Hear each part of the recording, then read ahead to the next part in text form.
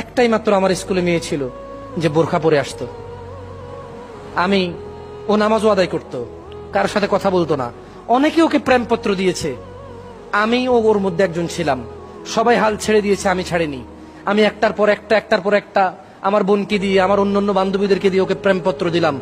তারপরে ও আমাকে বলল ও বেনামাজির সাথে সলাত আদায় প্রেম করবে না।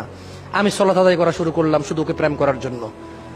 ইন্নামাল আমালু বিন্নিয়াত হাদিসের মধ্যে যে আছে যে হিজরত করলো কোন মহিলাকে পেতে, আর যে হিজরত করলো আল্লাহকে পেতে, সে তাই পাবে যা সে নিয়ত করলো।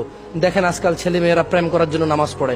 আল্লাহ নবী 1400 বছর আগে তা বলে দিয়ে গেছে, এরই নামাজ ওই প্রেমকেই পাবে, কিয়ামতের কোনো কিছু পাবে না। যাই হোক, ও যে বলে না হুজুর আপনি কিভাবে জানেন, আপনি কি আগে প্রেম করছেন নাকি? আরে ভাই, তোমার মতো ছেলে আমাকে প্রশ্ন করতেছে। মেয়েটা আমার প্রেমের প্রস্তাব প্রত্যাখ্যান করার পর আমি সর্বোচ্চ চরিত্র অধিকারী হলাম। সলাত, ভালো ভদ্র ব্যবহার, শালীন পোশাক